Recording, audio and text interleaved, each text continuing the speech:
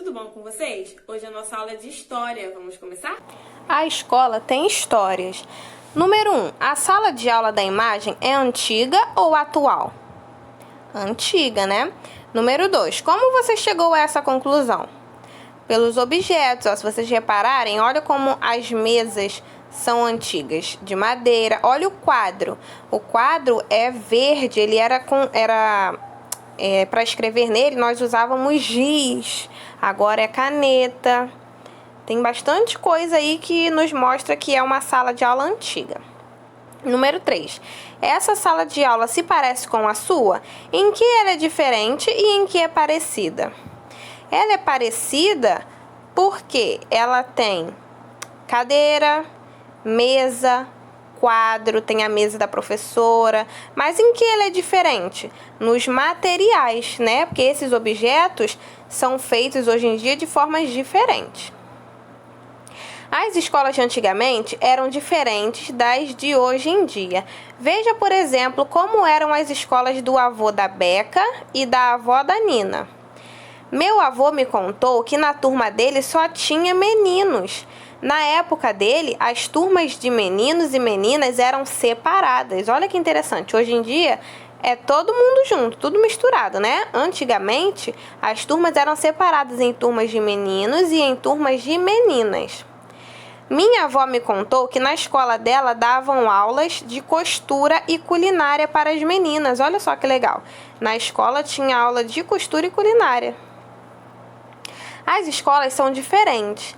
As escolas são diferentes umas das outras. Você já tinha reparado nisso? Presta atenção nessas escolas agora que eu vou mostrar para vocês. A primeira imagem é a Escola Estadual São Paulo e é a mais antiga escola pública de ensino básico em São Paulo. Olha só como ela é. Parece um prédio, né? Bem grande. Embaixo nós temos a Escola Indígena em São Miguel do Iguaçu. Olha a escola indígena como é. Bem diferente, né? A terceira imagem, Escola de Ribeirinhos na margem de um rio no Pará. É uma escola e as crianças precisam ir até ela de barco, porque ela é na beira do rio, olha só. E a quarta imagem, Escola Waldorf Querência, na zona rural de Porto Alegre, Rio Grande do Sul. Olha essa escola também, parece uma fazenda, né? Um campo. Número 1. Converse com seus colegas e complete a tabela. Aí nós temos imagem 1, imagem 2, imagem 3 e imagem 4. Você vai escrever qual é a localização, quem a frequenta e características dessa escola, observando essas 4 imagens que a tia mostrou agora. Você percebeu como as escolas podem ser diferentes umas das outras? Algumas escolas são grandes, outras são pequenas. Algumas estão nas cidades, outras estão no campo. Existem em bairros novos das cidades e em bairros mais antigos. Há as escolas indígenas, há as escolas para crianças ribeirinhas e para as crianças quilombolas também. Faça você mesmo. Vamos conhecer um pouco mais a sua escola? Para isso, você deverá fazer uma entrevista em grupo. Com seu grupo, entreviste um funcionário antigo da escola e anote as respostas no caderno. Siga o modelo abaixo. Aí tem algumas perguntinhas. A tia pediu a ajuda de alguns coleguinhas para que eles pudessem participar desse vídeo. Então, eles vão fazer as perguntas e um funcionário da escola vai responder para vocês nesse vídeo. Então, vamos lá para a nossa entrevista. Qual é o seu nome? Onde o senhor trabalha? Olá, baixinhos. Me chamo professor Almir Ferreira da Silva, filho, e trabalho no Colégio Graciliano Ramos. Quantos anos tem a escola? E como ela foi fundada? O Colégio Graciliano Ramos, ele tem mais de 50 anos, deve ter uns 55, por aí. Ele começou, né, esse colégio começou numa casinha na Rua do Trabalho, onde o professor Adalto de Almeida Vasconcelo teve a iniciativa de começar uma escolinha primária e colocou o nome do seu autor preferido, que era o Graciliano Ramos. Ali começou a nossa escolinha e hoje ela vai até o ensino médio. Desde quando você trabalha na escola? Eu tenho 16 anos de Colégio Graciliano Ramos. O que mudou na nossa escola durante esse tempo? A escola mudou muito, a escola mudou bastante. Ela, como eu falei antes, ela começou numa casinha, depois teve uma estrutura, antes de ter uma quadra enorme, depois teve o espaço da segunda quadra, depois o segundo pavilhão, e hoje a escola tem a sua tecnologia, né? As salas com ar-condicionado, blindex, mudou bastante, mudou muito a escola. E o que permanece de antigamente é só a localização, porque o Graciliano Ramos ele mudou em todos os aspectos. Você teria alguma história sobre a escola ou seu trabalho nela que queira compartilhar?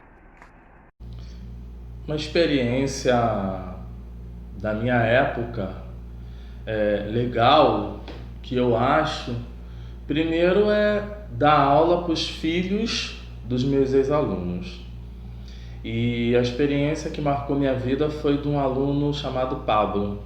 Ele é tio do Isaac, do primeiro ano, que ele teve meningite e ele era surdo e mudo, e foi um desafio muito grande para a gente, e eu, enquanto professor, alfabetizar esse menino. E ele foi um desafio muito grande, um orgulho, e hoje ele é até modelo, mister, e trabalha num grande hospital. Então eu acho que uma história igual a dele, e ver a mãe junto e ele querendo aprender, eu acho que isso marca muito a vida de um professor como marcou a minha. Agora que você já fez a entrevista, no número 5, você iria colar uma fotografia do tio Almir, que foi o nosso entrevistado. Mas como não tem como a gente colar uma fotografia dele, você vai fazer um desenho que represente ele. Os papéis das pessoas que trabalham na escola. Como é o dia a dia na sua escola? Quem participa do dia a dia na sua escola? Há algo que você gostaria que mudasse? O quê? Como essa mudança poderia ocorrer? E aí, você acha que poderia mudar alguma coisa lá na escola? Na vida de uma criança, o ambiente mais importante é a própria casa. Depois vem a escola. Ela é tão importante que existem leis que defendem o direito de todas as crianças à educação. A Constituição, que é a lei mais importante de um país, defende esse direito. Artigo 6º. São direitos sociais à educação, à saúde, à alimentação e etc. No Estatuto da Criança e do Adolescente, a educação também aparece como um dos direitos fundamentais. Artigo 53. A criança e o adolescente têm direito à educação, visando ao pleno desenvolvimento de sua pessoa, preparo para o exercício da cidadania e qualificação para o trabalho. E para você e sua família, a educação é importante? Por quê? Para a escola funcionar bem, além dos professores que trabalham na sala de aula, há outros funcionários que também são responsáveis pela educação dos alunos. Venham conhecer a nossa escola. O diretor administra toda a escola. Ele trabalha em sua sala para atender professores, alunos e responsáveis. Cozinheiros ou merendeiros são responsáveis pelo preparo dos alimentos das pessoas na escola. Trabalham na cozinha e no refeitório. O porteiro trabalha na portaria da escola e controla a entrada e a saída de todas as pessoas. Ele cuida da nossa segurança. Bibliotecários trabalham na biblioteca e são responsáveis pelo cuidado com os livros. O zelador é a pessoa que mantém toda a escola bem limpinha para o nosso bem-estar. A secretária escolar trabalha na secretaria. Ela organiza todos os documentos da escola.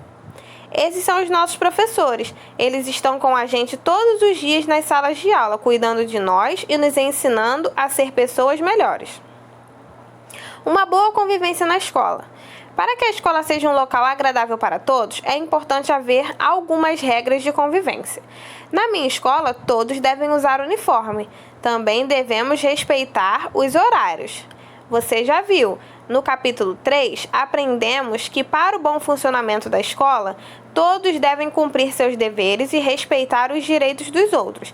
Você lembra como devemos agir nesse ambiente? Por que existem regras na escola? Quais são as principais? Por que vocês acham que existem regras nas escolas? Para manter uma organização, para manter a ordem, né? E quais são as principais? Utilizar uniforme, não correr no pátio, né? Porque pode cair e se machucar. Respeitar todos os funcionários. Mais o quê? Vai falando aí, pensa aí em algumas regrinhas. Na sala de aula, uma regrinha da sala de aula. Vocês lembram de alguma? Tem tanto tempo que a gente não vai, que vocês nem devem lembrar, né? Qual é a regrinha? Só pode brincar depois que fizer a atividade, não pode conversar quando a tia está explicando, dever, né? São algumas regrinhas que nós temos na escola. Super desafio. Agora que você viu a importância das regras, que tal criar uma? Pense em uma regra que possa melhorar ainda mais a convivência em sua escola. Você deve pensar em uma regra que não existe, totalmente nova. Para isso, tente perceber algum problema que precise ser resolvido ou algo que você gostaria que fosse melhor. Como as pessoas deveriam se comportar para isso? Faça um cartaz explicando a sua regra com um desenho de como seria a escola se as pessoas a seguissem. Não precisa fazer um cartaz, mas você pode, se você tiver uma ideia, alguma regrinha que você acha interessante, que você crie, você pode escrever aí embaixo que a tia vai ler na hora de corrigir o livro, tá bom? Então, meus amores, essa foi a nossa aulinha de hoje. A tia tá morrendo de saudade de vocês. Um beijo e até a próxima aula.